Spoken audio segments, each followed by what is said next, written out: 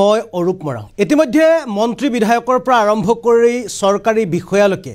এইবিলাকক লৈ এবাৰ কঠোৰ হৈ পৰিছে ৰাজ্যৰ মুখ্যমন্ত্ৰী ডক্টৰ হিমন্ত বিশ্ব শৰ্মাই এবাৰ হিমন্ত বিশ্ব শৰ্মাৰ ফালৰ পৰা এক বিশেষ জাননী প্ৰদান কৰা হ'ল চৰকাৰী বিষয়াৰ পৰা আৰম্ভ কৰি মন্ত্ৰী বিধায়কে যি চৰকাৰী বিদ্যুৎ ব্যৱহাৰ কৰি আছে তেওঁলোকৰ বিপৰীতে এবাৰ ৰাজ্য চৰকাৰে প্ৰদান নকৰে বিদ্যুৎ মাচুল আৰু তেওঁলোকে এবাৰ নিজৰ ব্যক্তিগত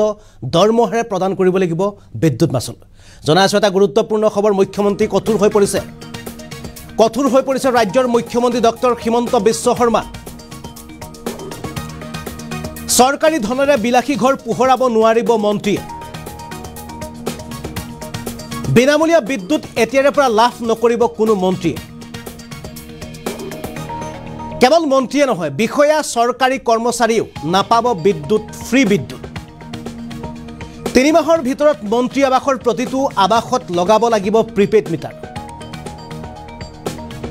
মন্ত্ৰী নতুবা চৰকাৰী বিষয়া কৰ্মচাৰীয়ে ৰাজ সাহায্যপ্ৰাপ্ত ক্ষমতাৰ অপব্যৱহাৰ কৰিব নোৱাৰিব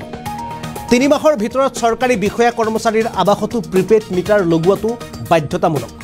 বহু মন্ত্ৰী বিষয়া দৰমহাৰ পৰা নাম মাত্ৰহে বিদ্যুৎ বিল পৰিশোধ কৰি আছে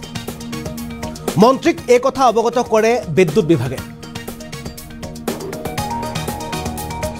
বিভাগৰ সৈতে বাৰ্তালাপৰ পাছতে মুখ্যমন্ত্ৰীৰ বিশেষ টুইট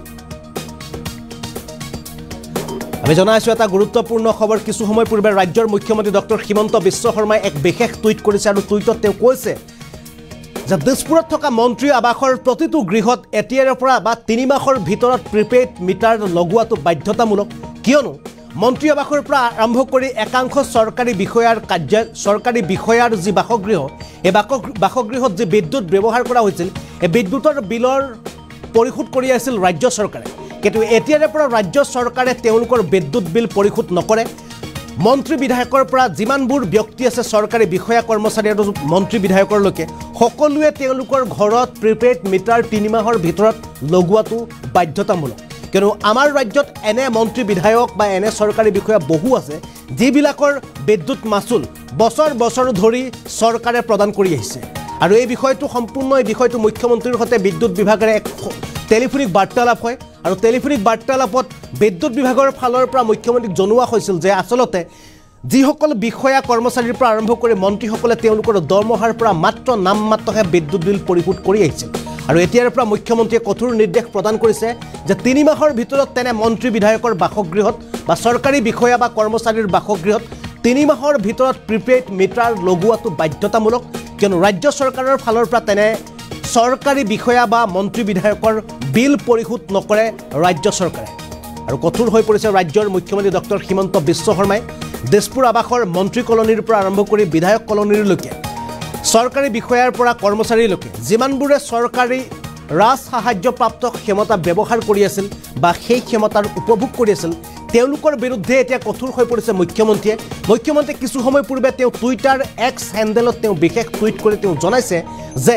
যিসকল মন্ত্ৰীয়ে বা যিসকল বিধায়কে বা যিসকল চৰকাৰী কৰ্মচাৰী বা যিসকল বিষয়াই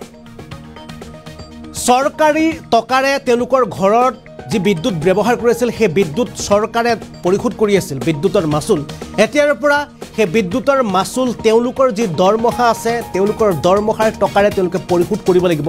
ৰাজ্য চৰকাৰে তেওঁলোকৰ নামত কোনো ধৰণৰ বিদ্যুৎ মাচুল প্ৰদান নকৰে বা আদায় নিদিয়ে 3 মাহৰ ভিতৰত তেনে ব্যক্তি মন্ত্ৰী বিধায়কৰ পৰা আৰম্ভ কৰি চৰকাৰী বিষয়ালৈকে তেওঁলোকৰ ঘৰত প্ৰিপেড মিটাৰ লগোৱাটো বাধ্যতামূলক প্ৰিপেড মিটাৰ লগাবলৈ কঠোৰ নিৰ্দেশ প্ৰদান কৰা হৈছে আৰু তেওঁ জনাইছে যে ৰাজ সাহায্যপ্ৰাপ্ত ক্ষমতাৰ অপব্যৱহাৰ যাতে কোনেও কৰিব নোৱাৰে এই ক্ষেত্ৰত মুখ্যমন্ত্ৰীয়ে সতৰ্কবাণী কৰি দিছে সাৱধানবাণী শুনাই দিছে যাতে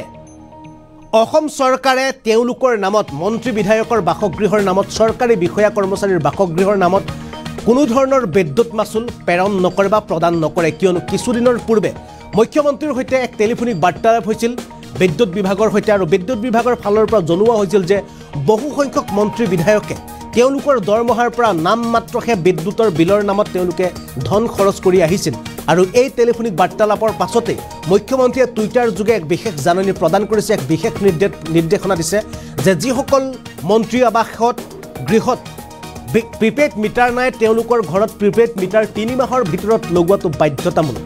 আমি মুখ্যমন্ত্ৰীৰ সেই বিশেষ টুইটটো দেখুৱাইছোঁ যেটো টুইটত মুখ্যমন্ত্ৰী হিমন্ত বিশ্ব শৰ্মাই কিছু সময় পূৰ্বে তেওঁ এক্স হেণ্ডেলত এই বিষয়ে অৱগত কৰিছে আৰু 3 মাহৰ ভিতৰত প্ৰিপেইড মিটাৰ লগোৱাটো তেওঁ বাধ্যতামূলক কৰি দিছে